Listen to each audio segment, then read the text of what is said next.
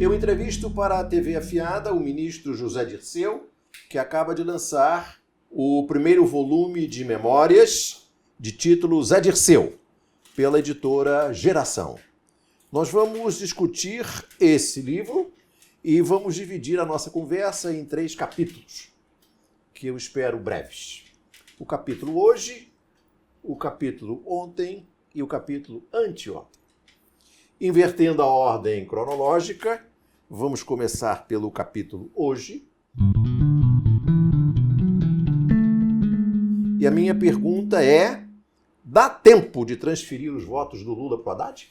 Eu acredito que sim. As pesquisas indicam que o Haddad poderá ir ao segundo turno sendo o candidato do Lula. Com os meios de comunicação que nós temos hoje, mesmo que haja um bloqueio, que a Justiça estabelece que só pode ocupar 25% do tempo do horário eleitoral com o não candidato, né? Mas, de qualquer maneira, o PT é um partido capilar, enraizado no país todo. Os apoiadores do Lula são milhões. Eu acredito que, vamos supor, um mês é mais do que suficiente. Nós temos mais do que isso, né? 1 mês e 7 dias. Eu acredito que sim. Mas não foi arriscado, ministro, fazer essa estratégia que eu, no Conversa Fiada, chamo de dar cavalo de pau na beira do precipício? Ou seja, esticar a candidatura do Lula até o limite do precipício. Não há o risco de essa estratégia levar a direita para o segundo turno? Acho que a opção foi política, né? O cálculo eleitoral ficou em segundo plano. O risco eleitoral ficou em segundo plano. É mais uma questão, o ônus dessa infâmia, dessa ignomia de impedir que o Lula seja candidato tem que ficar exclusivamente com a Justiça. Não pode ser uma decisão nossa que antecipe a retirada do Lula por um cálculo eleitoral. Acho que, conscientemente, o Lula e a direção do PT tomaram essa decisão. O que é o fenômeno Bolsonaro? Não é apenas uma posição conservadora de direita, pró-mercado, autoritária. É uma regressão cultural e social também que, infelizmente, tem o apoio de uma parcela importante da sociedade, do eleitorado, né? Porque ele pode ter 1/3 dos votos válidos. Sim. Ele não é um candidato fácil de bater no segundo turno, como dizem. Não? Não, porque a elite brasileira já elegeu o Jânio, já elegeu o Collor. Por que Sim, não mas elegerá o Bolsonaro? Ao comparar o Bolsonaro com o Jânio e Collor, se supõe... Não estou comparando ele com o Jânio Quadros. Estou dizendo que a elite, o Collor não é o Bolsonaro, nem o Jânio é o Collor Bolsonaro. Mas a elite não pensou 2 vezes, nem tapou o nariz, fez de maneira entusiasta a eleição do Jânio. Porque o objetivo da elite não é eleger alguém, é impedir que o povo esteja no centro das decisões do país. Impedir que quem esteja no centro das decisões do país, certo, realize um projeto de Brasil, de nação. Certo? Quando eu cheguei aqui, vi a imagem do Getúlio Vargas, né? E sempre quando eu vejo Getúlio Vargas, lembro que ele fundou o Estado brasileiro. Que o Barroso agora quer refundar, né? Claro. Mas o Barroso é maior que o Getúlio, evidente, né? A história colocará o ministro Barroso acima do Getúlio. Tanto quanto Jânio e tanto quanto Collor, sem comparar um ao outro, e nem eles ao Bolsonaro, tiveram o apoio de uma parcela muito importante das classes C, D e E. Não é um fenômeno só da classe média, não é um fenômeno só da Casa Grande. Está lá embaixo também. Mas a eleição ainda não começou. E há sintomas que o Bolsonaro esteja conseguindo baixar o voto dele para setores populares. É preciso esperar. Por outro lado, as pesquisas indicam que ele não passará no segundo turno, né, no exame de segundo turno, porque a rejeição dele é alta, por outro lado. Entendeu? Com isso, eu quero dizer o seguinte: não subestimemos o Bolsonaro e nem a nossa elite. Entendeu? Claro. Porque há setores empresariais, personalidades políticas que estão escorregando para o Bolsonaro. Isso é visível. Os nomes aparecem. Quem levou o filho do Bolsonaro para os Estados Unidos? Entendeu? Quem? Alguém levou, alguém abriu as portas, alguém pôs o tapete. Entendeu? Claro. Também, por outro lado, existe uma armadilha, que é o voto útil, né? Já querem antecipar o voto útil, porque o presidente Fernando Henrique Cardoso não fala nada sem um cálculo político e um objetivo político. Né? Sim. É uma armadilha Se for Bolsonaro, nós apoiamos outro candidato apoia nós. Isso é o problema do Bolsonaro e do outro candidato, claro. Porque nós temos condições e força para ir para o segundo turno. Então nós não devemos fazer essa questão. Isso é uma questão para o segundo turno. Como nós vamos estar no segundo turno, não temos que nos perguntar quem nós vamos apoiar. O professor Vanderlei Guilherme dos Santos, que eu costumo publicar muito no blog Conversa Fiada, diz que para se eleger no segundo turno, o Haddad precisará do apoio do PSDB. Do eleitorado do PSDB democrata, do eleitorado progressista, sim.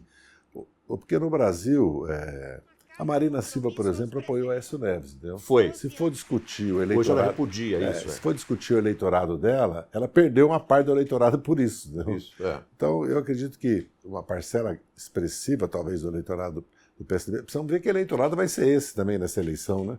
Porque o Geraldo Alckmin está caminhando para ter uma votação pífia e o PSDB está com uma rejeição altíssima e não tem candidato a governador em estados importantes do Brasil, que governa, inclusive, como o Pará e o Paraná, entendeu? Uhum. E dificilmente reelegerá o governador do Mato Grosso do Sul. Como pode perder a eleição em São Paulo pela primeira vez, há sinais, sintomas disso. E talvez Minas. Eles vão enfrentar a disputa em Minas. As informações que chegam que a grande esperança deles é o Rio Grande do Sul, para ter uma ideia como é pessimista a avaliação dele. Então eu acredito que também eles não terão um grande eleitorado. Não é um PSDB com 45% de voto no segundo turno, ou com 30% de voto no segundo turno. Mas, de qualquer maneira, eu acredito que uma parcela do eleitorado votará contra o Bolsonaro. Pergunta. Haddad eleito deve indultar o Lula? Sim, acredito. Anistiar. Acredito que sim, que é uma... Bem, hoje tudo precisa ver se o Supremo concorda, né? Como o Supremo se colocou acima da Constituição em determinadas questões, como o caso do indulto do presidente, do chamado presidente O ministro Temer, Barroso fez um decreto de indulto ele próprio. Exatamente, que a Constituição não permite, então é discricionário, exclusivo, de competência do Executivo. É inédito isso na história do Brasil. E fez mais, nem o Ministério Público ousou transformar os chamados crimes de colinho branco em crime hediondo, porque na prática é isso que o Barroso fez. Mandou um projeto para a Câmara que a Câmara não aprovou. O Barroso o fez. Né? Mas, em suma, o Haddad deve indultar o Lula? A minha opinião é que sim. E ele deve indultar o Dirceu? Eu espero que a justiça me inocente. Um amigo comum, Breno Altman, sim, levantou a hipótese de ocorrer no Brasil o fenômeno Câmpora. Câmpora, como se sabe, foi um candidato à presidência da República que o Perón indicou. Essa história o ministro deve conhecer muito bem. O Câmpora se elegeu presidente da República com o slogan Câmpora presidente, Perón no poder. 2 meses depois, Câmpora renunciou e houve uma eleição e Perón se elegeu com uma vitória retumbante. Na sua opinião, o Haddad e a Manuela deveriam renunciar e deixar o Lula indultado, ser presidente da República eleito pelo povo? Se colocar umas 15 milhões de pessoas nas ruas e 1 milhão em Brasília e tiver, como era o caso da Argentina, né, uma estrutura política militar como a dos montoneiros, pode acontecer isso. Se o poder estiver se desfazendo, como estava na Argentina, as Forças Armadas derrotadas nas Malvinas, o peronismo amplamente majoritário na sociedade, com uma força de pressão, de mobilização de milhões de pessoas, isso poderia acontecer, que não é o caso do Brasil. Entendi. Acho que pode acontecer o fenômeno Câmpora, do Lula eleger um presidente. Eu quero, para aproveitar, para a gente, principalmente para a juventude, o golpe que derrubou o Perón foi mais sangrento que o do Pinochet. Não a longo prazo, mas no momento. Eles metralharam, bombardearam, prenderam, foi um massacre. Só que o Perón passou no Paraguai, fez um acordo com Stroessner, fez outro acordo com Franco, foi para a Espanha e de lá não deixou ninguém governar a Argentina por 20 anos. Fez oposição em todas as frentes, implacável. E tinha recursos. Tinha. Muito recurso. O Perón foi uma presença não só na consciência, na memória dos trabalhadores argentinos, o peronismo era uma força política nacional, né, fortíssima, como também de ação direta e de combate permanente aos governos militares Inclusive os governos conservadores de direita. E a política econômica. Também isso é completamente diferente do caso brasileiro. Primeiro que o Lula está aqui, né? Sim. E nós não temos a força política sindical, política popular, e não temos a capacidade de enfrentamento que os peronistas tinham na Argentina. Na Carta Capital, que acabou de sair, o senador Roberto Requião diz que Haddad é um uspiano.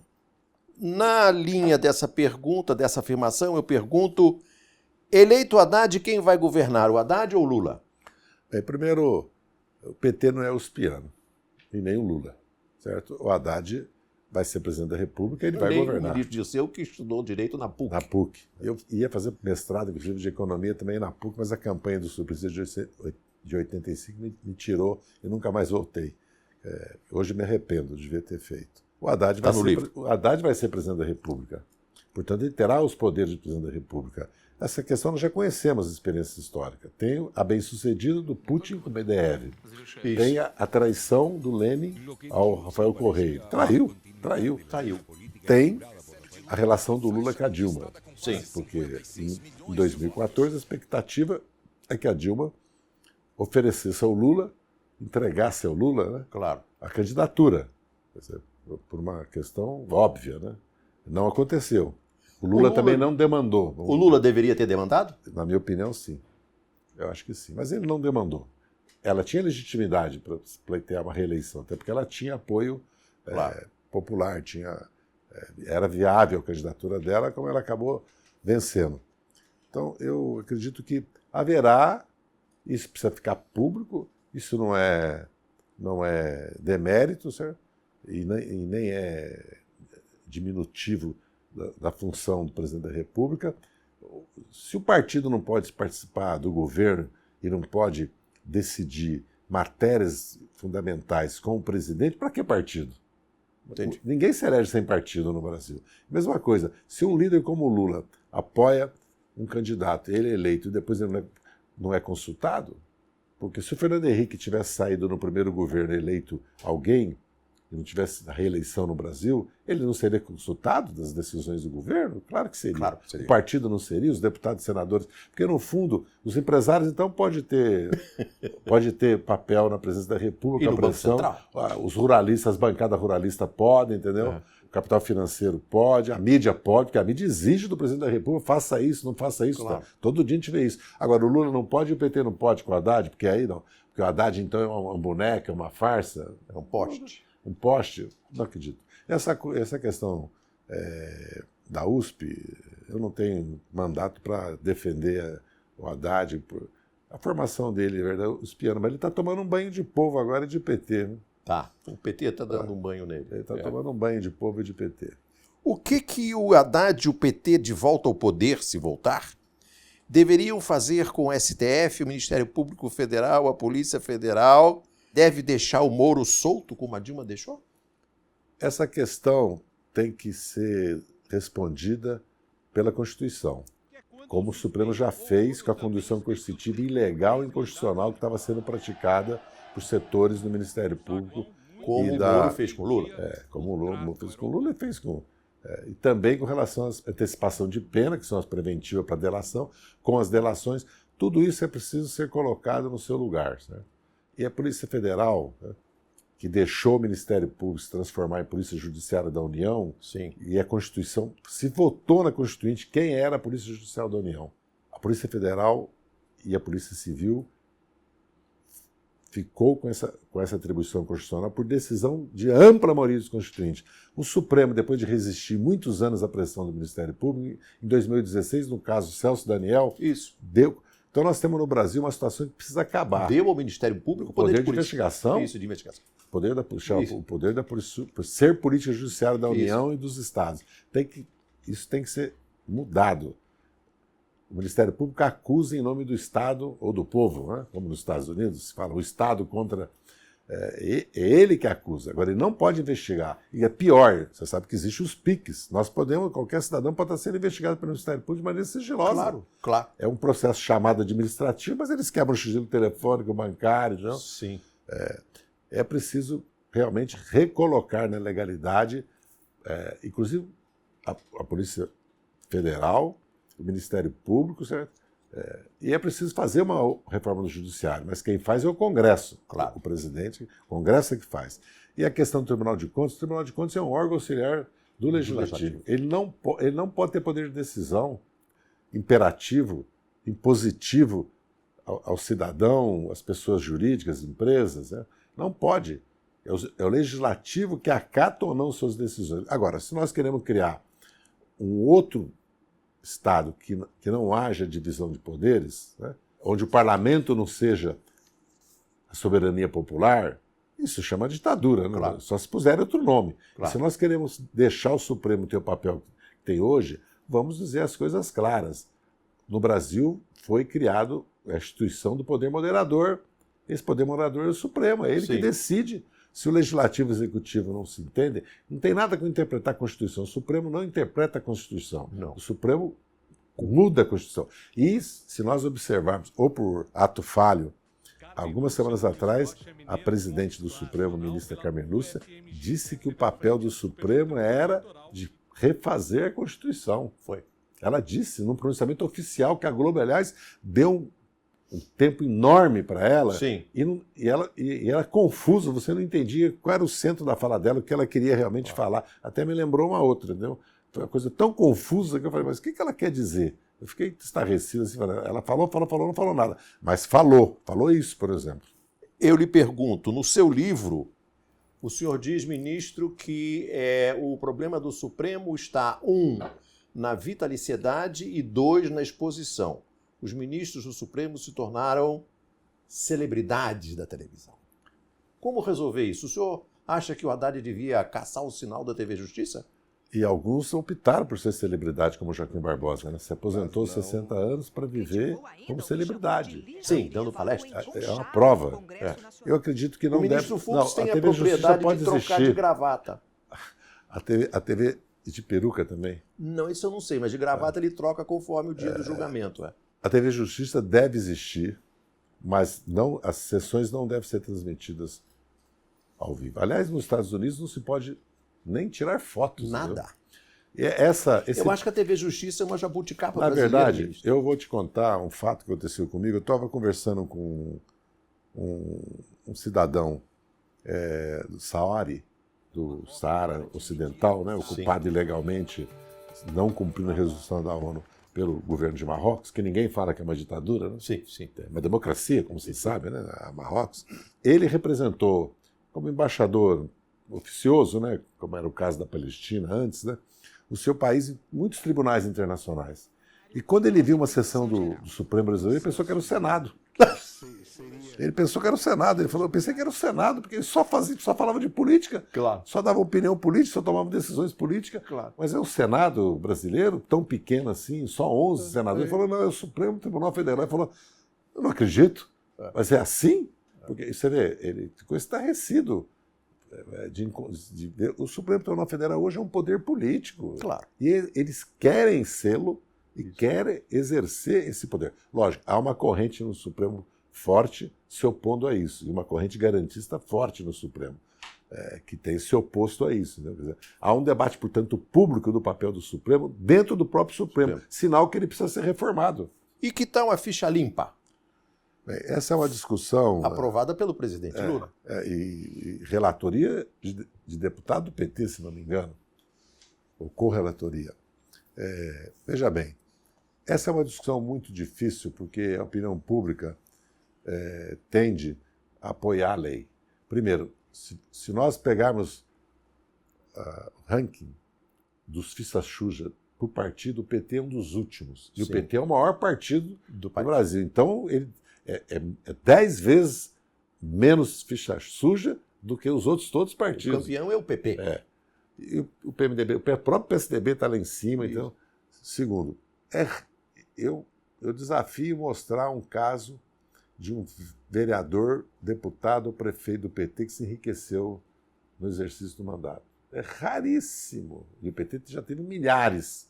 Então, essa história que o PT é um partido corrupto não corresponde. Governadores do PT saem do governo e continuam com a mesma vida, a mesma casa. Olívio Dutra continua andando de ônibus. Sempre há exceções, mas Com isso eu quero dizer o seguinte, eu não estou expressando a minha opinião aqui na ficha suja por temor da ficha suja, entendeu? Porque ela passou a ser um instrumento político, de uso político. O caso do Lula é o caso mais evidente. Claro. Condenaram o Lula, investigaram, processaram, condenaram. Foi sumário, de exceção e político. Condenação. Primeiro, quem deve decidir se um cidadão é ou não, certo? Deputado ou chefe de executivo, senador ou chefe de executivo, é o eleitor, o povo, não a justiça. Precisa parar de dar atribuições à justiça eleitoral. A justiça eleitoral não foi criada para isso. Ela foi criada para fiscalizar, igual o Tribunal de Contas. Claro. E há uma deformação na justiça eleitoral. Ela legisla mais, ela não pode legislar, só pode normatizar, ela muda a lei. E o caso da estrutura política brasileira, partidária, política eleitoral, é gritante. Eles decretaram inconstitucional, eles e o Supremo, a cláusula de barreira, eles redividiram o tempo de rádio e televisão, que criou o mercado disso, de vender legenda e vender tempo de rádio e televisão, porque era 5% distribuído dos partidos. Eles colocaram 31 terços, porque era democrático isso. Tá? Eles não acabaram com a coligação proporcional. Se é para eles acabar, como é que tem... Coligação proporcional é uma tautologia, porque se a eleição é proporcional, como é que tem coligação proporcional? Eu falei uma vez nos Estados Unidos, numa palestra, um senador que estava ouvindo chamou a atenção do tradutor, disse que ele estava traduzindo errado. Aí eu expliquei para ele, não. Ele falou, não. Começou a rir. Falou, eleição, tem coligação, eleição proporcional, rindo de mim, entendeu? Então, com isso eu quero dizer assim, o que é a lei da ficha limpa, certo? Primeiro, ela retroagiu. O Supremo fez essa aberração, dizendo o seguinte, mas o Supremo, evidentemente, os advogados, nós advogados, somos pagos para isso. Né? O que o Supremo criou? Não é pena, é condição para ser candidato, por isso pode retroagir. Pena não pode, né? Nenhuma lei pode retroagir. Certo? E o mais grave, não transitou em julgado ainda, já está impugnado o candidato, basta a segunda instância, mas por que não vale para o direito empresarial isso, para a Previdência, para as dívidas da União, claro, para os precatórios, para o direito comercial, para o direito de família, mas já tem juiz aplicando isso. Eles estão criando um caos, uma subversão jurídica no Brasil, então, com essas decisões que vão tomando. Eu não acredito que seja uma boa lei. Não é verdade que isso quase uma piada dizer que a lista de ficha limpa está impedindo candidatos que são ficha suja de serem... Porque depende da justiça. A justiça condena alguém, mas condena a todos? Nós sabemos que não. Não. Onde estão os processos? Não quero a ilegalidade para ninguém. Claro. Eu estou só colocando a questão para que fique claro. Aonde estão os processos de inúmeros tucanos? Sabe onde estão? Litígio de competência entre o Ministério Público Estadual e Federal, entre a Justiça Federal Eleitoral, entre o primeiro e o segundo grau, investigações paradas, como foi o caso aqui. O fato é que não tem nenhum tucano preso. Aquele procurador engavetou aqui anos. O Rodrigo de Grandes? Que já estava lá, cara. Ele já estava lá, o Protógenes, Dessantes, praticamente caiu para cima, né? Dessantes foi crucificado. As ilegalidades que eles fizeram, inclusive comigo na Operação MCI Corinthians, que quebraram meu sigilo telefônico, sem base legal nenhuma, sem prova nenhuma, só porque alguém perguntou para alguém se eu conhecia o irmão, certo? Do Duprá, que era Relações Institucionais. Como ele estava sendo investigado, eu queria agradecer do meu irmão porque ele me apoiou para pegar o passaporte de 79, que o Cláudio e a Radamano pediram para ele. Pedi para um amigo, o amigo ligou, como apareceu o telefone do amigo gravado, porque ele estava sendo grampeado, o meu nome, quebraram meu sigilo. Ministro, ainda no capítulo do hoje, o senhor tentou visitar o Lula? Não, eu sou bastante prático nessas questões. Né? Eu evitei encontrar o Lula, visitá-lo esses anos, porque eu acho que não ajuda nem ele, nem me ajuda. Se eu quero falar com o Lula, eu tenho como falar. Se eu quero me comunicar com ele, eu tenho como comunicar. Se ele quer me consultar algo, ou se eu quero perguntar algo a ele, eu tenho como fazê-lo. Não era necessário. Então. Por que não foi possível ter uma candidatura de esquerda já no primeiro turno? Primeiro, pela natureza da eleição em 2 turnos. Segundo, porque tem diferença nos projetos. Terceiro, porque não houve um empenho. Todos os partidos dispararam essa eleição, começaram a comparar com 89, para afirmar seus projetos e afirmar lideranças, né? Projetar. O Boulos, por exemplo, foi candidato, evidentemente, para se projetar no cenário político nacional corretamente, legitimamente, e é muito bom para o sistema político brasileiro, para a luta política nossa, da esquerda. Que o senhor votaria no Boulos? Eu posso votar nele, eu não tenho nenhuma objeção de votar nele. Não votarei porque o meu partido tem um candidato que eu concordo. O Lula nem pensar, né? No mesmo Haddad, eu concordo que todos os petistas devam votar nele porque ele está representando o partido. O eleitor, cada eleitor toma a sua decisão. Estou falando mais dos filiados, dos militantes do PT. Acho que ele jogará um papel político muito importante no país nos próximos anos. E o Ciro? O Ciro está no nosso campo, nós não devemos tratá-lo como se ele não tivesse no nosso campo. Nós não devemos dar importância... Porque a mídia, ela transforma a personalidade do Ciro na principal questão, e isso interessa para ela para, de certa maneira, interditá-lo politicamente. Entendeu? Mas o Ciro, ele foi prefeito, governador, ministro, 2 vezes, foi parlamentar, certo? Ele sempre se revelou competente, certo? Probo, capaz de governar em alianças, entendeu? Tem propostas, tem programas, apresenta propostas para o país, entendeu?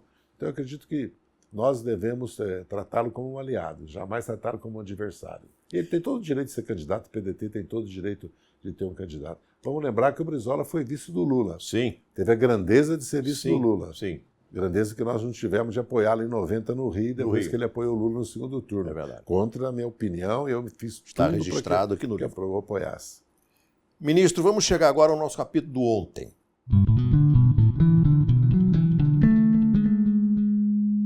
O Lula teria sido deposto se tivesse assumido o lugar da Dilma em 2014? Acho que o objetivo dele sempre foi nos depor. Começou lá no mensalão, que eles começaram já a falar em impeachment. Mas o Lula teria capacidade de resistir a isso?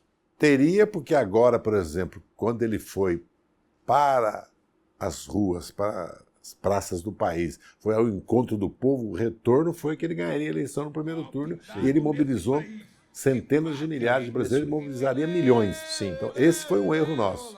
O Lula e nós devíamos ter feito um governo de constante mobilização. Eu não acredito em governo que faça reformas no Brasil se não tiver a força de milhões de pessoas nas ruas, de milhões de pessoas, inclusive de centenas de milhares em Brasília, todo mês. Entendeu? Tem que ser uma constante mobilização, porque eles fizeram isso. Quando interessa para eles, fazem.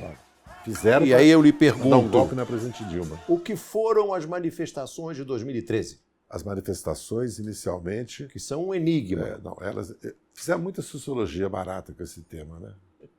Porque nós já conhecemos como foram as manifestações de 64. Marcha da Família, com Deus pela Liberdade. Que eu estava em São Paulo, eu via. Eu trabalhava na Praça da República em 64. Né? Eu acompanhei. E acompanhava no Brasil todo, porque...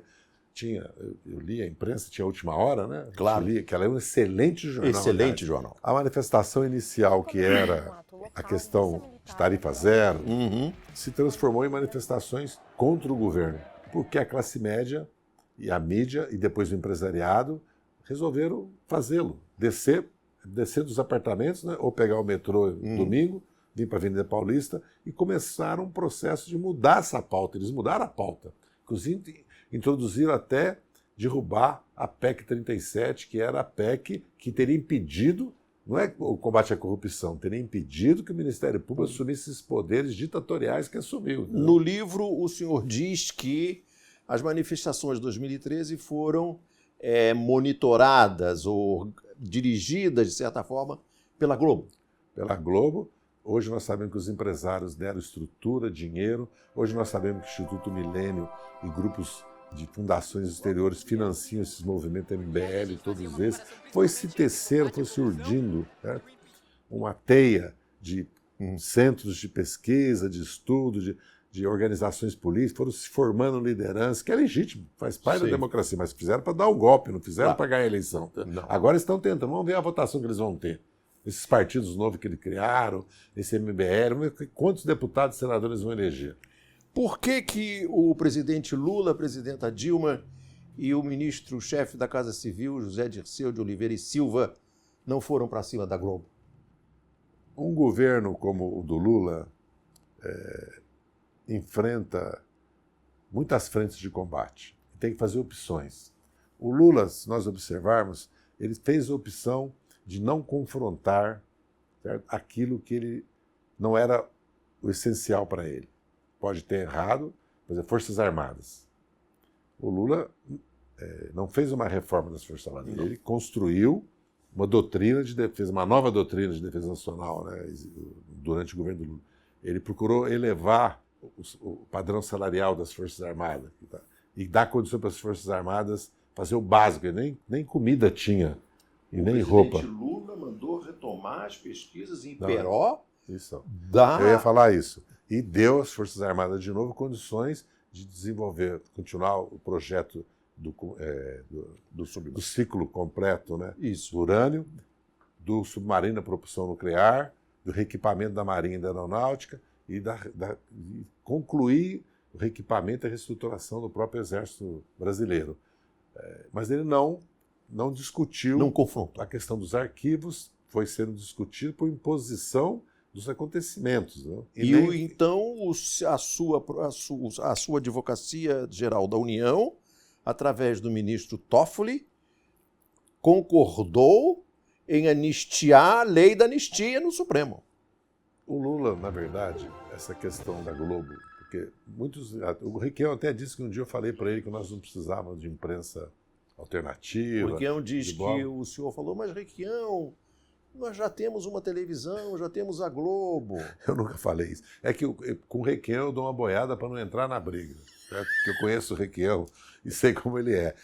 Mas independente disso, não foi o PT que fez empréstimo no governo. Ou seja, PT. essa versão do Requião não é verdadeira. Não é verdadeira. Tá bom. Até porque não era de minha responsabilidade. A responsabilidade era da SECOM. Era do Luiz Guxiquem, depois do sucessor dele. Eu nunca tive responsabilidade, nunca participei ativamente. Porque quando o governo resolveu mudar os critérios de distribuição da publicidade e depois começar, que a imprensa toda fez editorial contra, distribuir para todos os jornais do Brasil publicidade, qual é o erro nosso? O nosso erro é não discutir essas questões publicamente, do governo. Nós tínhamos que ter colocado para a sociedade, tanto a questão da Ancinave, como do Conselho Federal do Jornalismo. Isso foi transformado em órgãos para controlar a imprensa. Foi uma coisa que é uma coisa, antes de deixar a sociedade debater, recuamos. Quando o Cacá Diegues, se não me engano, começa a fazer uma ofensiva contra, né, nos acusando praticamente de querer implantar o totalitarismo, fazendo uma caricatura, não foi bem isso que ele disse. Na questão da Ancinave. Depois nós vimos que estava dividido meio a meio. O mundo intelectual, artístico. Tá? Lógico, os donos de jornal, eles não querem nem sindicato, nunca quiseram sindicato. A Ancinave morreu antes de ser conhecida. Mas também como é que ela foi construída? Foi para a Casa Civil? Não. Passou pela articulação política? Não. Foi direto para o gabinete do presidente, direto para o Congresso Nacional. Sim. Inclusive, isso não é permitido pela lei, porque a Subsecretaria de Assuntos Jurídicos tem que dar o parecer da constitucionalidade e a de assuntos governamentais da compatibilidade e tem que consultar e discutir com a sociedade. E nós não colocamos para a sociedade claramente o que é, porque todo mundo tem medo da imprensa. O controle da imprensa é o... Controle remoto. Controle remoto. Como diz a Dilma. Não, é verdade. Vários países do mundo têm a discriminação positiva, libera recursos públicos para a imprensa de gênero, de minorias, blog sujo, certo? Para questões que são fundamentais para o país, como, por exemplo, o combate à violência à mulher, entendeu? Claro. E pode sim, por exemplo, hoje, né? Eu sou favorável que haja que as verbas de publicidade de uma parte sejam distribuídas independente do critério de tiragem. Até porque eles não estão falsificando o critério de tiragem. Eles falsificam o critério de tiragem, é na gráfica o critério. Não há uma auditoria da real... Porque, por exemplo, a revista Veja estava com 1.200.000 assinantes, agora tem 400 mil. Não vai ter nada, né? Não, vai ter porque os bancos vão salvá-la. Vamos salvar o Estado de São Paulo. Isso. Vão salvá-la porque é uma questão para eles de combate político e ideológico, combate cultural, deles terem base social, deles nos combaterem, entendeu? Acho que nós erramos nesse sentido com relação à mídia. Mas não teria sido possível, a certa altura, deixar a Globo quebrar? Não, mas não foi. A Globo quebrou. Não, mas não foi. Nós não demos um centavo para a Globo. O que nós não fizemos foi não dizer para os criadores da Globo que se eles fizessem qualquer acordo com a Globo, nós os transformaríamos em inimigos do Brasil ou do governo. Isso nós não fizemos. Mas quem deu o recurso e quem comandou, inclusive, o truste das empresas para negociar com o governo, depois virou presidente do BNDES. Foi essa senhora... Maria Silva. Foi ela, naquele tempo. Né? Em última instância, quem salvou a Globo foi o Esquema, ao comprar a NET. Comprou a NET totalmente, né? No contrato, comprou aquilo que a lei permitia. Isso, tá certo. Mas ele comprou depois a Embraer e acusa que nós favorecemos. Mas ele comprou a Embraer... Não, Embraer não. Embratel. Embratel? Ele comprou a Embratel.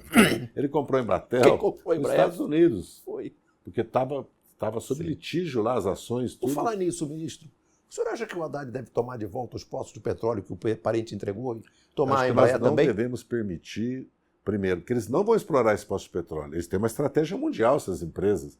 Eles vão explorar poços de petróleo onde eles têm interesse. Não necessariamente. Segundo, qual é o problema do petróleo? O petróleo, nem as monarquias do Golfo, que são grandes democracias, como você sabe também, né? Não é chamado de ditador pelos jornais brasileiros. Não. São todos democratas. A Folha respeita. As mulheres não podem dirigir, mas eles são democratas. São. As monarquias do Golfo, elas ficam com a renda do petróleo. As empresas estrangeiras têm uma participação. Aqui no Brasil nós estamos invertendo. Em vez de nós ficarmos com a renda do petróleo e quem recebesse concessão, associasse, ficasse com parte dela, nós estamos entregando essa renda do petróleo para eles, que era o futuro do país, da educação, da revolução científico-técnica, da saúde, de resolver os problemas que o país tem, inclusive, de déficit público. Entendeu? É uma coisa... Acho que sim, que nós devemos reverter muitas decisões. Inclusive da Embraer? A Embraer é uma coisa mais complexa, porque a Embraer é uma empresa já negociada nas bolsas internacionais, que a participação acionária já é quase majoritária. O que o governo não pode perder é o poder de veto. Claro. A Golden Share. Porque eles podem comprar a Embraer e desmontar o desenvolvimento tecnológico que a Embraer tem, entendeu? Claro. E transformar a Embraer, na verdade, numa empresa que complemente a Boeing, né? E não... Eu não venderia a Embraer, porque eles dizem que tem que vender, porque não vai ter capacidade de competição, mas isso podia se dizer para o começo da Embraer também, não era nem para ser criada, se fosse assim, né? Porque as grandes do mundo existiam há 40 anos atrás, 50 anos atrás, e nós criamos a Embraer. A Petrobras, então, não era nem para ser criada também, né? Esse pretexto. No livro o senhor fala que o ovo da serpente foi o PT permitiu marketing eleitoral. O Mino Carta diz que, no poder, o PT se comportou como os outros. Não se comportou como os outros. Porque não? O PT não fez política antipopular e nem antinacional. Os outros o fazem. Não. Eu digo com relação à utilização de dinheiro sujo, dinheiro de procedência... O maior erro nosso não foi só o Caixa 2. Foi permitir e contratar, certo? Empresas e profissionais por 10, 15 vezes o valor que era um valor razoável. Porque se você vê os valores que foram pagos para os publicitários, é de morrer de rir, se não fosse uma tragédia. Todos, eles ganham... Só olhar os patrimônios que eles tinham. Agora que apareceu nas investigações, tudo. Eu tenho a impressão que o lucro deles era 50%. Nem cocaína dá isso. Então, para financiar esses baqueteiros, a situação nossa chegou que a gente gastava 40 milhões com marketing e não tinha dinheiro para nada mais na campanha. E você pode fazer campanha eleitoral. Olha os instrumentos que você está utilizando aqui. Você pode fazer campanha eleitoral hoje no país. Tem dezenas, centenas de grupos de garagem, de fundo de quintal, de jovens criativos, geniais, entendeu? Eu tenho experiência de candidatos que me consultaram. Vou gastar 5 milhões para fazer um programa de televisão. Eu falei, no teu estado, com 3 milhões e meio de habitantes, você vai gastar 5 milhões? Procura veja os teus filhos, veja os filhos dos teus assessores, se eles conhecem, acharam 500 mil reais, se você vê a campanha, sabe o que eles fizeram? Conta a tua história para nós. E fizeram um programa da história da vida dele, foi eleito senador. Como explicar que o PT tem errado tanto na escolha dos ministros do Supremo? O senhor... Sim. No livro, diz que lutou para que no lugar do ministro Peluso fosse o Eros Grau. Eros Grau, porém, quando sentou na cadeira, relatou o projeto da anistia com muita alegria e legitimou no Supremo, como lembra enfim, eu não posso mencionar quem me lembrou disso, mas legitimou a privataria do Fernando Henrique Cardoso com relação à Petrobras. Deixa eu lhe dizer. Então, o ministro Zé Dirceu também teria errado se tivesse conseguido escolher o Eros Grau. Primeiro, nós temos que acabar com a hipocrisia no Brasil. Os governos dos Estados Unidos, que é um exemplo de democracia para a elite brasileira, é os Estados Unidos, né? Sim. O guardião da democracia, da liberdade, da civilização ocidental. Parâmetro. Primeiro, nos Estados Unidos, republicano não indica democrata para não há a menor possibilidade. E vice-versa. No Brasil tem que ser assim também. Tem 10 itens. Na tua vida você votou a favor desses 10 itens, mas sabe o que acontece? Nem assim nós podemos ter certeza. Por quê? Como pode explicar que os ministros que tiveram uma trajetória de vida progressista, como Fachin, que pediu para falar no dia que o professor Celso Bandeira de Mello não pôde ir a um ato contra o impeachment da Dilma, ele pediu para os organizadores, eu quero falar. Joaquim Barbosa, que tinha uma tradição. Toda, certo? E todos, nós só indicamos para o Supremo o ministro Perus, que aliás foi um excelente ministro com relação ao governo, ao Estado. Pode ter uma matéria ou outra que a gente não concorde, tudo, mas ele passou lá. Eu até fiz questão que amigos comuns dissessem isso para ele depois, que eu me opus a ele mesmo, porque eu falei, vamos indicar o Dirceu Sintra, que foi preso, a ditadura perseguiu, porque ele era presidente da Associação dos Juízes pela Democracia. Isso. Vamos indicar o Eros Grau, que veio do Partidão. Se você olhar, tirando o ministro Fux, que é uma aberração, um caso extremo, né, que nós erramos assim de uma maneira grosseira, o ministro Carlos Alberto Direito, ele tinha uma doença terminal. Foi uma homenagem que foi feita a ele, que era um homem conservador, do ponto de vista católico, porque ele estava mais alinhado nas questões de aborto, uma série de questões, com a doutrina da igreja, com a cúpula da igreja brasileira, mas, por outro lado, também tinha todas as credenciais para ir para o Supremo. Ele era, tirando isso, todos os outros... Foi meu colega na PUC do Rio, sempre muito respeitado. Todos os outros tinham uma trajetória progressista, democrática, garantista. O que aconteceu com Joaquim Barbosa? Eu tenho uma... Quer dizer, isso é muito desagradável falar sobre isso. No livro, o senhor diz. Eu acredito que ele foi muito humilhado no Supremo. A Veja tratou ele de uma maneira... Depois o colocou... Um dia a Veja escreveu que um dos ministros mais cultos do Supremo era o Joaquim Barbosa. A Veja chegou a escrever. Mas a gente sabe que a Veja é um exemplo de jornalismo, né? No mundo todo, né? No Conversa Fiada a gente chama ela de detrito sólido de maré baixa. Nós não indicamos ministros... Mas o Aires Brito era suplente deputado do PT. O Aires Brito, a Carmen Lúcia e Eros Graus tinha uma ligação muito forte com os escritórios de São Paulo de advocacia que apoiaram o Lula desde 89, Dalmo Dallari, que não eram só advogados, eram juristas, eram personalidades políticas, eram combatentes contra a ditadura, né? O Comparato. Mas e o Joaquim Barbosa? Mas ele foi indicado, não foi... Bem, Joaquim Barbosa... Quem indicou ele? Foi o Frei Beto? Não. Essas questões que fulano indicou nunca é assim. Por exemplo, no fim das contas, quem realmente teve a informação que me chega, teve o papel decisivo na indicação do ministro, então, do STJ Fux, foi o ex-ministro Delfim Neto e o ex-ministro Antônio Palocci. Eu, por exemplo, quando eu fui consultado, porque ele me assediou moralmente, né? Ele queria porque queria encontrar comigo, eu não queria, ele queria porque queria, eu não queria. No fundo, eu acabei cedendo a um pai e filho advogados, que eu não vou citar o nome, que eu tinha muita deferência, uma relação, não era nem profissional, uma relação mais de admiração. Fui ao escritório deles para ouvi-lo. Ele sentou na cabeceira da mesa e começou a falar do meu processo. Ele conhecia tão ou mais do que os meus advogados. E dizendo que eu era inocente e que ia votar pela... Eu não perguntei, porque eu devia ter gravado, né? Eu não perguntei, eu não pedi a ele. Ele se ofereceu, por isso que eu digo o que digo dele, e dei aquela entrevista para a Mônica Bergman, da Folha, sobre ele, entendeu? Então eu acredito que essa questão... O senhor diz que no segundo volume o senhor vai tratar mais em profundidade do ministro Fux. O que o senhor vai dizer? Estou pesquisando. Quem mais ele procurou? Porque tudo indica que ele procurou todos os réus ligados ao PT. Todos. No caso da ação penal 470. No livro o senhor conta que Lula deixou falando sozinho quando foi candidato a governador. O senhor foi candidato a governador. Lula não moveu uma palha para mantê-lo na Casa Civil no episódio do Roberto Jefferson. E não o defendeu, isso digo eu, Não conheço defesa pública do presidente Lula, do ministro Zé Dirceu, no caso do Mensalão ou da Lava Jato. O que há entre o senhor e o Lula? A vida é dura, ainda mais no governo. O Lula sempre teve uma relação muito transparente comigo, mas minha relação com ele, apesar de eu ter uma relação afetiva, pessoal, inclusive de visitá-lo, de ter uma relação... O senhor vai à casa dele, ele vai à sua casa?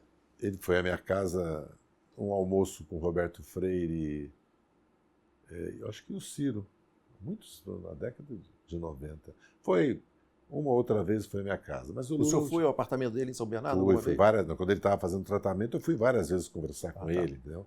A minha relação com a dona Marisa sempre me recebeu muito bem. Quer dizer, mas eu não sou de manter esse tipo de relação íntima, pessoal, certo? Geralmente eu tenho uma relação mais institucional, mais política, entendeu? De relação partidária, tudo. Tenho amigos, né? Mas eu sempre, no caso do Lula, sempre procurei preservar. Ao contrário do Antônio Palocci, que caminhava com ele todo dia, e depois com a Dilma também. Estabelece esse tipo de relação. Entendeu? Não é da minha personalidade, eu não condeno quem o faça. Mas o Lula sempre foi muito transparente comigo. Nós trabalhamos praticamente tocamos de ouvido, eu na presidência do PT e ele como candidato a presidente. Né? Ele me convidou para ser secretário-geral do PT em 87, eu fui até o começo da década de 91, depois me convidou para ser presidente do PT. Quer dizer, no fundo, ele sabia que eu tinha uma experiência de vida política, de organizativa, de liderança política, falava de massa, já tinha uma experiência parlamentar, certo? Que eu tinha as condições para ser presidente do PT. Né? A minha expectativa não era dele me convidar em 95. Né? Essa questão da minha demissão, eu iria pedir demissão. Sim, e o senhor conta no livro. Que para mim me defender, agora, evidentemente que eu ia pedir no pressuposto que ele me daria um papel no parlamento e me dariam condições para me defender. Claro. Eu tive que me defender sozinho. Eu não fiquei sozinho. O PT não abandonou? Não, as lideranças do PT e a militância não me abandonou. Facções do PT tentaram me expulsar do PT 5 vezes naquele período e fizeram isso com genuína destituição da presidência. O senhor não identifica essas facções no livro? Não, porque eu acredito que isso não é tão importante. O importante é eu relatar, certo? O problema que existe, que no momento de crise, em vez do partido se unir, ter um comando, ter um centro, ter uma sala de crise, entendeu? Ter uma estratégia, a luta interna e a disputa do poder predominou. E o governo não tinha uma política, não tinha uma estratégia. A estratégia do governo sobre o que? Vamos acabar isso logo. Vamos nos livrar do Dirceu. Exatamente. O Dirceu passou o seu problema da Câmara. E depois passou o seu problema que precisava ser resolvido pela Câmara. Porque era para ser votado em fevereiro e eu seria absolvido em fevereiro, porque eu ia fazer uma campanha nacional. Porque eu comecei A sua reação, a sua defesa? Os encontros que eu fazia, as plenárias, começaram a notar, e setores da sociedade começaram a acordar para a ilegalidade. Porque o meu caso é assim: deputado afastado em licença para exercer cargo no executivo não podia ser processado por quebra de decoro. Lógico, e o Supremo tinha jurisprudência, o Supremo por 7-4 mudou no meu caso. Processo de cassação, se o autor retirasse, arquivava. O meu caso não arquivou. O PTB retirou o pedido para me processar por quebra de decoro, depois de alguns meses. Não foi tirado. E assim sucessivamente. O começo da prisão na segunda instância foi o trânsito julgado parcial que o Supremo criou para nós, e depois, por isso que o Joaquim Barbosa nos prendeu, porque não tinha acabado o nosso processo. O nosso processo terminou em julho de 14, quando foi aprovado o embargo infringente, que queriam acabar com o embargo infringente, e nós fomos absolvidos de informação de quadrilha. Mas então, o senhor conta no livro que o senhor consultou o Genuíno. Sim. E foi ao gabinete do Lula. Não, fomos ao Palácio. Ao Palácio. Foi ao Palácio. Fomos na parte externa, ou era na Grande do Torto. Pode ser na Grande do Torto, não na Alvorada. É pelo ambiente, assim, acho que era a Grande do Torto. E o Lula... O senhor tinha expectativa de que o Lula não ia aceitar a sua demissão? Não tinha. A minha expectativa é que houvesse uma discussão sobre o que fazer comigo depois que eu saí. E nunca mais me procuraram. Nunca mais me procuraram. E a direção do partido estava perdida, dividida, e estavam se tentando aproveitar isso para destruir a maioria que estava no PT desde a fundação do PT, chamada Articulação Campo Majoritário, hoje chama CND. E quando o senhor disse que ia se demitir, o que o Lula fez? Aceitou. Eu tinha conversado com o Genuíno, estava eu e o Genuíno, e aceitou. E eu comecei a tomar as providências. Mas como, monossilabicamente? Não houve uma discussão política. Porque alguns setores do partido, talvez do governo também, consideravam que o problema do mensalão é que o governo não podia ficar contra a luta contra a anticorrupção, entendeu? Que foi o mesmo problema da Dilma com a faxina, com a Lava Jato, tudo, entendeu? E nós não aprendemos com a história, né? Porque o golpe de 64 foi contra a corrupção e a subversão. O Jânio era contra a corrupção, que é uma piada. Né? O Collor era contra os marajás e a corrupção. Entendeu? Quer dizer, será que nós não aprendemos as lições da história? Que essa luta contra a corrupção é um instrumento político para derrubar governos progressistas, entendeu? Há um capítulo nesse livro que eu gostaria que o senhor rememorasse, se pudesse, rapidamente. A certa altura, antes da posse do Lula, em 2003, o Lula pediu que o senhor fosse a Washington conversar com membros do governo Bush. O que o senhor foi fazer lá? Antes da eleição. Antes da eleição, desculpa. Não, fui eu que propus ao Lula. Uma razão muito simples. O PT só tinha relação com o setor de esquerda, ou liberal, no sentido que a palavra tem nos Estados Unidos, do Partido Democrata, com as universidades, com a central sindical, mas quem estava governando os Estados Unidos era o Partido Republicano, que ia ser reeleito, e aliás eu acertei nessa avaliação. Eu falei, Lula, você vai governar 4 anos com Bush, porque ele vai ganhar outro mandato, então vai passar 2 aqui, se você for reeleito, você vai governar 6 anos com Bush. Nós temos que ter relação com eles, conhecê-los, criar interlocução, entendeu? Eles têm que nos conhecer, sabendo o que nós queremos fazer com o Brasil, quem é você. E o que o senhor disse? Em primeiro lugar, eles não conheciam, não tinham faziam ideia que é o Brasil. Achava que a capital era a Argentina. Não, mas assim, no sentido... Eles achavam que nós não tínhamos um programa para o país, não tínhamos uma visão de desenvolvimento nacional, entendeu? E que nós não éramos um partido democrático. Certo? O que eu procurei transmitir para eles é o seguinte, que nós sempre, a primeira coisa que eu tivesse certeza, nós nunca íamos dizer sim para eles se era não. Nós nunca íamos dizer concordamos se não concordamos. Isso contou muito na relação do Lula, do presidente Lula com o presidente Bush. Muito. Porque o Bush sabia que nós nunca falávamos, porque o dia que começou a discutir Cuba, eu falei, secretária, para condenar essa raça, vamos acertar uma coisa. Sobre Cuba, nós concordamos totalmente que nós discordamos. Que é uma maneira diplomática de falar, né? Ela fez um sorriso, falou, como disse para mim, falou em inglês, já entendi. Falei, Cuba, vamos encontrar, vocês querem discutir Cuba para suspender o embargo, certo? E aí vocês querem colocar algumas questões, nós estamos dispostos agora. Vocês dizem que não vão suspender o embargo, nós não temos que conversar sobre Cuba, a não ser casos assim, terrorismo, né? Internacional, porque os Estados Unidos, sabe quem começou a sequestrar avião? Foram os americanos, financiar sequestro de avião. Sabe quem começou a pôr bomba nos países? Foram os americanos. Quem matou Letelier lá em Washington? Letelier. Quem matou... Em Washington? Quem matou o ex-presidente da Bolívia na Argentina? Sim. Né? Sim. Você percebe? E assim, e quem punha as bombas em Cuba? Quem tentou matar o Fidel? Assassinar? Quem liberou assassinato de chefes de Estado que contestavam o poder de Washington? Então é a CIA. O presidente da República tem que autorizar. Claro. Então hoje ele se voltou contra eles depois, tragicamente. Né? Tragicamente. No caso das 2 torres. Entendeu? Então o meu papel foi de estabelecer pontes entre nós, o PT, depois o governo, no caso da vitória do Lula, e o Partido Republicano, que eu mantenho até hoje. Mantenho, quer dizer, agora eu fiquei 5 anos, saio da cadeia para cadeia, saio da cadeia para cadeia, mas eu tenho, me mandam, continuo me apoiando. Se o senhor telefonar para o George Bush, ele lhe atende? Não acredito hoje. Mas e a Condoleezza Rice? Pode ser que sim, porque ela sabe que ela está desempregada. Não, está fora do governo. Eu perguntei, ela está na universidade, ela é uma pesquisadora, uma estudiosa, uma ideóloga. Especialista em Rússia. Uma ideóloga. Né? Sim. É uma combatente. Né? É uma combatente. Porque ali eles são... Pode falar o que quiser, eles sabem que é o interesse dos Estados Unidos, eles perseguem.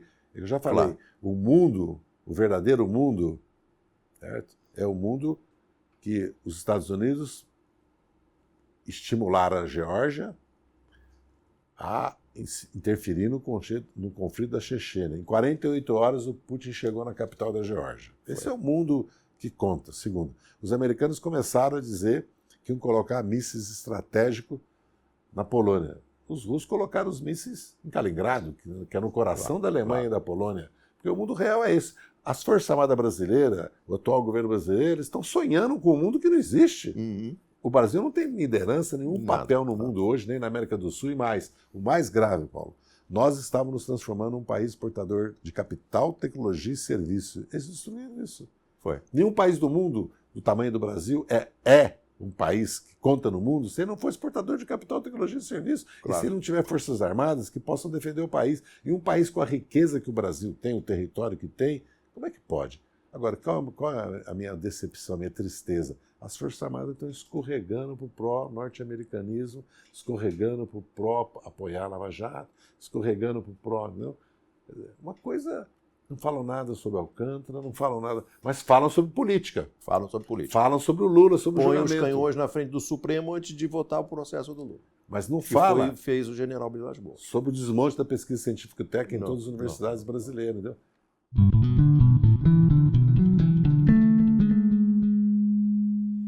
Por que o senhor não apoiou a luta armada? Não, eu apoiei e participei da luta armada. Não, eu fui membro do Molip. Não, eu critico, não a luta armada, eu critico o momento e a forma que nós fizemos a luta armada. Pelo contrário, eu fundamento que não era uma sandice, como o Congresso de Biúna da Uni não era, quando nós tínhamos feito 2 outros clandestinos, né, em Valinhos e Belo Horizonte.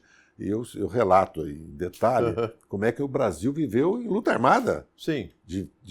No começo da década de 20. Uma tradição de fazer intervenção armada. E os principais dirigentes da luta armada na década de 60 tinham sido oficiais. Um foi condecorado na França, combateu na Guerra Civil Espanhola, combateu no Marquês Francês, que é o Apolônio de Carvalho. E o Gregório Bezerra era militar. E muitos deles tinham participado de insurreição de 35, tinham participado de Coluna Prestes, entendeu? Eles entendiam o assunto. E o erro nosso foi que nós descasamos a resistência armada, porque nunca houve luta armada no Brasil. Isso o senhor explica no livro. Ações armadas. Porque, como é que... E não luta armada. Eu tento fazer isso. O golpe militar não era um golpe militar, era uma revolução burguesa, autoritária, capitalista, ou uma contra. Pró-americana. Pró-americana, mas que reformou o Brasil, as estruturas do Brasil. Não era uma quarteirada militar que depois põe um civil lá para governar, não. Eles vieram para ficar no poder e fazer uma modernização autoritária do Brasil, que produziu as favelas, a pobreza, a miséria, a devastação da Amazônia, externa. Mas criou uma infraestrutura no país, telecomunicações, a indústria pesada no Brasil. Claro. O gás, a ferro e a fogo fez a marcha acelerada, mesmo endividando o país, para criar a indústria de base no segundo Plano Nacional de Desenvolvimento, né? Criar as estatais, fortalecer as estatais, né? Criar a indústria bélica, chamada de defesa nacional. Então, nós acertamos nesse diagnóstico, mas não levamos as consequências na política. Onde que vocês acertaram o diagnóstico? Qual o diagnóstico? Que não era uma quarteirada, porque uma parcela da esquerda, o PCB, tudo, tratava aquilo como mais um golpe da República de Bananas. Assim. Não era. Era uma coalizão civil-militar, burguesa-militar, de setores, por apoiada exemplo, pelos que inclusive criou as bases para o agronegócio moderno. Certo? E muito ligado aos Estados Unidos. Depois o Geisel se afasta. Porque, com o projeto da bomba atômica. Por causa do interesse nacional. A bomba atômica. Do ponto de vista deles, não do povo. Né? O interesse nacional do ponto de vista deles. O que o senhor acha de o Brasil ter uma bomba atômica? O Brasil abriu mão disso. Eu faço uma brincadeira. Eu faço uma brincadeira, às vezes, com amigos. Eu falo, os militares ficaram 21 anos no poder. A única coisa que nós queríamos dele é que eles fizessem bomba atômica, eles não fizeram. Porque se eles são militares, poder é poder nuclear. Claro, né? Não fizeram. Quer dizer, uma coisa assim... Quer dizer, mas, enfim, eu gostaria que o senhor esclarecesse, porque então eu me confundi no seu livro. O senhor teve militância no Molip, claro. O senhor rompeu com o PC. Mas o senhor não foi pro Marighella, não foi para a LN? Não, porque o Molip é uma dissidência da LN. Porque eu sei. O que aconteceu? Eu era presidente da UE. Eu tinha saído da dissidência, eu não estava em nenhuma organização. Quando eu fui preso, eu não tinha organização. Eu fui para o México, eu fui para Cuba, mas não fui na LN. Eu falo, quando eu cheguei em Cuba, os cubanos falaram para mim, com quem que nós nos relacionamos no teu caso? Eu falei, comigo.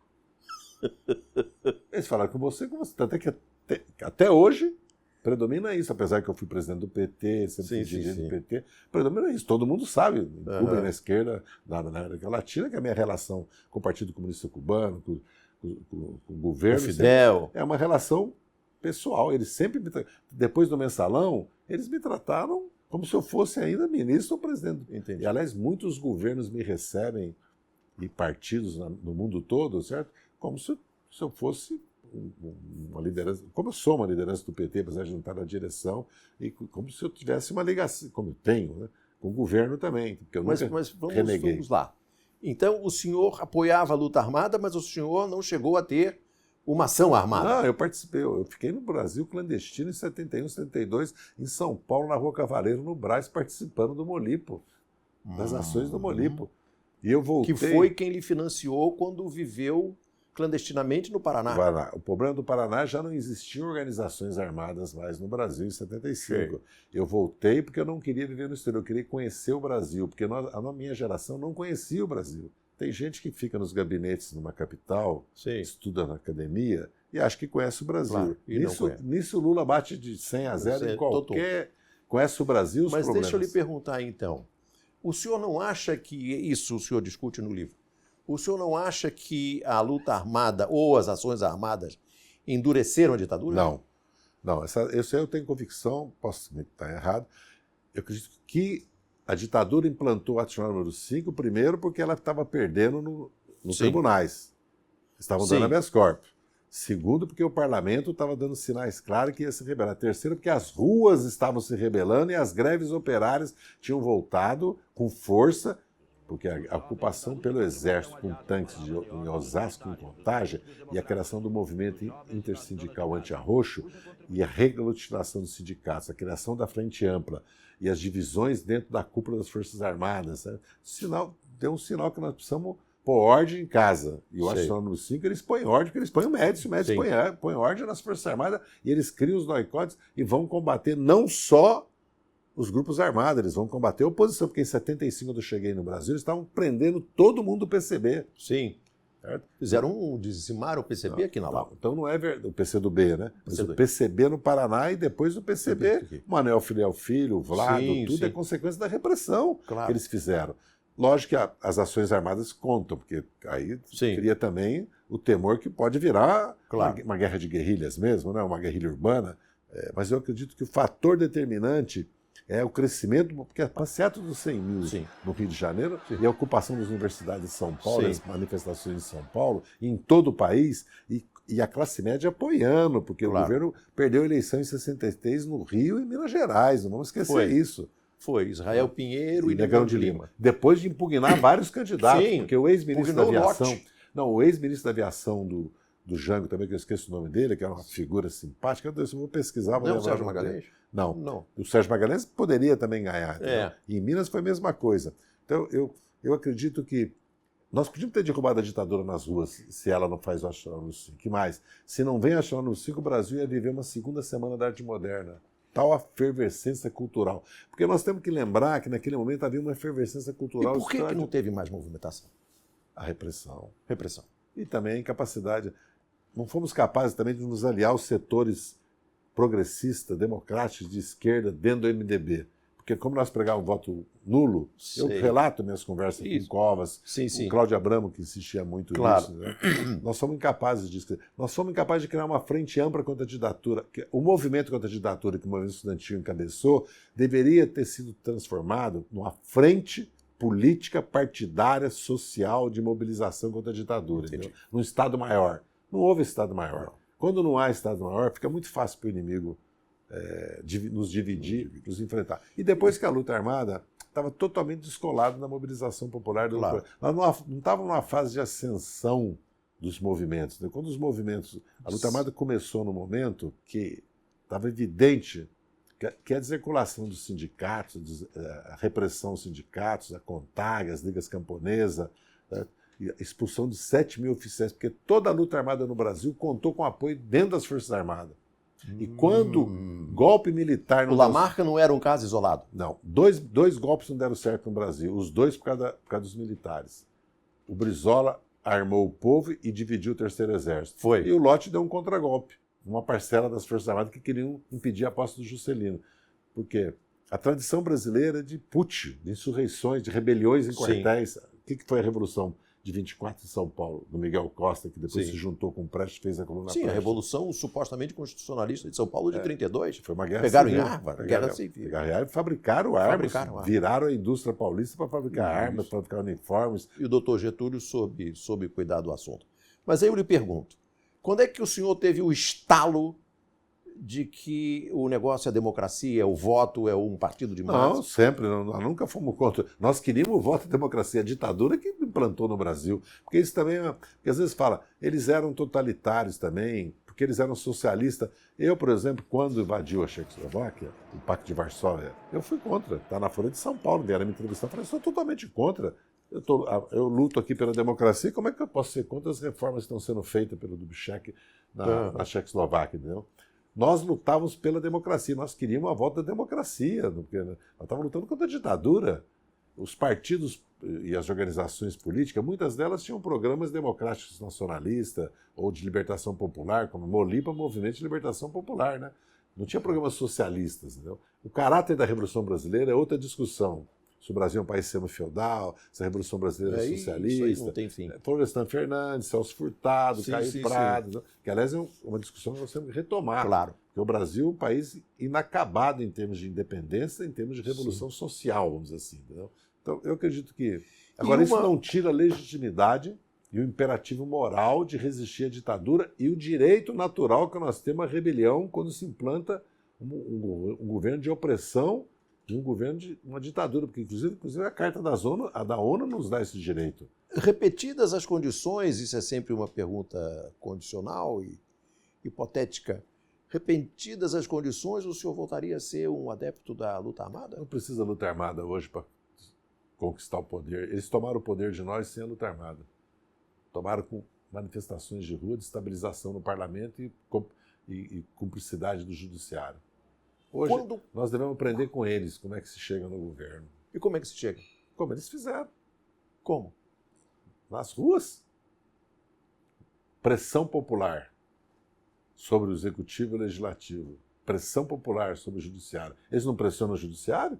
A mídia não pressiona o judiciário todo dia? Por que nós não podemos? Não é democrático, então?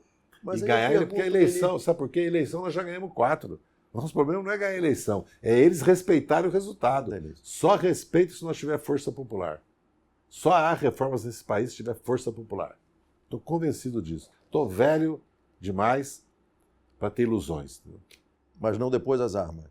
O mundo de hoje já tem tanta violência, o Brasil já tem tanta violência que se pensar numa guerra... Não, depois das armas de uma maneira figurativa, sim, ministro, sim. não é... Não tome pela literalidade. Não depois. O senhor diz aqui no livro que não é stalinista. O senhor é leninista? Não, no sentido do partido, da estrutura. Agora, também não... Qual é o seu... Também não... Qual é o seu... Só vai dizer um. Sim. O seu ídolo político? Hoje é o Lula. O ídolo político é o Lula. Não tem dúvida nenhuma sobre isso. Porque o Lula fez uma revolução social, política e cultural nesse país. Foi a primeira vez, depois do segundo governo de Vargas, né, e do governo de Jango, que o Brasil teve um governo, não era só com o olhar para o povo, onde o povo teve vez e voz. Porque o povo tinha vez no governo do Lula. Não era enxotado, não era reprimido. Pelo contrário, ele era... Podia ter sido mais. Então deixa eu formular minha pergunta. Sim. Qual é o seu único líder político não brasileiro? Não brasileiro? Hoje nenhum.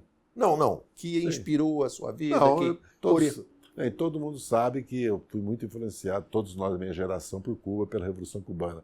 Nós vemos da tradição socialista, claro, da Revolução, né? Mas também vemos da tradição libertária, porque o Brasil é um país de revoltas populares. É uma soma de 68 com a Revolução Cubana de 59. É isso.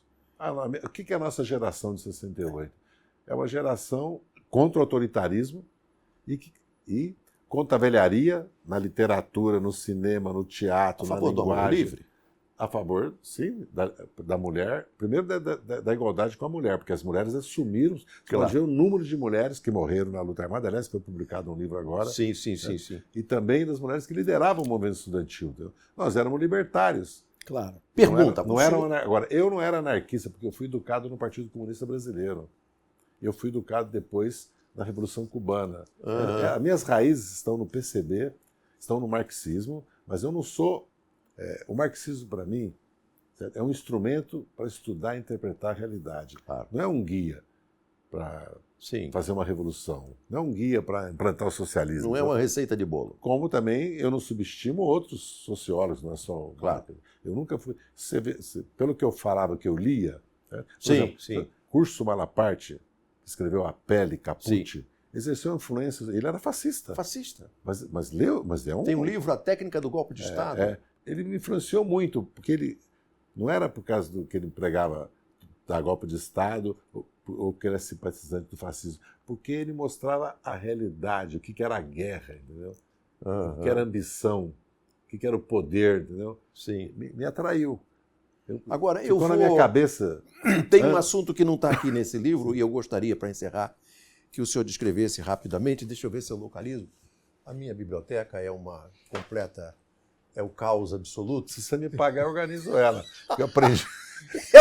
Eu sei que o senhor, durante certo tempo, trabalhou na organização da biblioteca do Grossi, não é isso? Do Grossi eu organizei a biblioteca do Centro Médico lá. Trabalhei 1 ano e 1 mês lá. Na cadeia? Na cadeia? Peraí, eu não vou achar. Mas diga o que é. Mas é o seguinte, o senhor me contou uma vez, e não está no livro, eu gostaria que o senhor contasse rapidamente para os espectadores da TV Afiada que aguentaram chegar até aqui. A certa altura, o senhor foi a Cuba e o Fidel lhe levou para uma sala de Estado-Maior. Isso. Para acompanhar...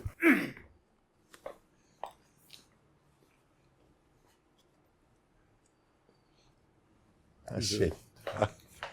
Para acompanhar a luta de Fidel em Angola.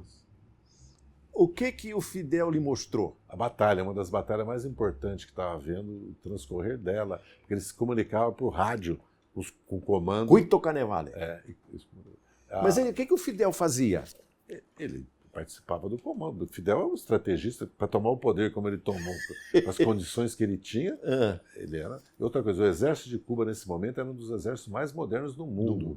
Só Israel que... Mas eu pergunto, o Fidel ficava no rádio, tinha Exatamente. mapa na frente dele? Tudo comandando. Inclusive a Rosiana Sarney estava em Cuba, representando o presidente Sarney. E eu fui levar uma carta do Lula para o Fidel. E o Fidel, eu queria conversar, falou, vamos comigo. Aí quando eu cheguei lá, eu vi que eu estava num estado maior das Forças Armadas cubanas. Assim... Uma sala desse tamanho? Uma sala montada porque o Fidel estava em Santiago, que deve ser em Santiago de Cuba. Ou deve ser em algum lugar desconhecido da ilha. Né? Claro. Porque deve ter medidas de segurança extremas para isso. Né? E eu acompanhei. Depois que eu saí do governo, que eu tive a oportunidade de aprofundar minha relação com o Fidel. Ele me recebeu várias vezes. Mas eu pergunto, ele dirigia as tropas? Dirigia. Fulano, vai para ali, Beltrano? Não. Tinha um Estado-Maior lá em Angola. Sim. O Estado-Maior de Angola se referenciava como em qualquer guerra, claro. Porque Roosevelt e Stalin eram consultados, eles tinham os assessores deles, e quem estava no comando, no caso aí, que depois foi presidente dos Estados Unidos, o Eisenhower, e na Rússia também, muitos generais, os principais generais, consultavam Stalin, entendeu? Claro. O Stalin não era militar, Stalin combateu tudo, mas como revolucionário, bolchevique, comissário, vamos dizer assim. Não tinha feito carreira militar, apesar que virou marechal. Sim. Mas aí por causa da vitória na Segunda Guerra Mundial. Fidel era militar. Os cubanos são um povo que foi educado no combate. Por isso que ele ficou independente até hoje. Os cubanos combateram pela independência, fizeram 2 guerras da independência. Sim. Martí morreu combatendo. José Martí. Max Gomes, os generais cubanos todos, que foram... Se o senhor tivesse optado, em lugar de ficar se submetendo à imparcialíssima justiça brasileira, se eu tivesse optado para se exilar em Cuba, o Raul Castro lhe daria emprego? Eu acredito que, como me disse uma vez um alto dirigente cubano, mi casa, su casa. Diz tudo isso. Mi casa e su casa. Me disse tudo isso. Mas eu voltei para o Brasil 2 vezes. Eu estava banido, tinha perdido a nacionalidade, estava condenado à morte se fosse preso. Eu voltei. Por que eu vou sair do Brasil agora?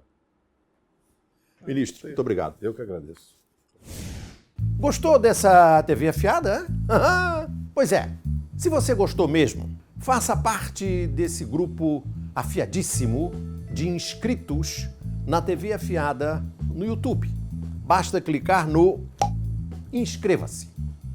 Depois disso, você pode clicar no sininho.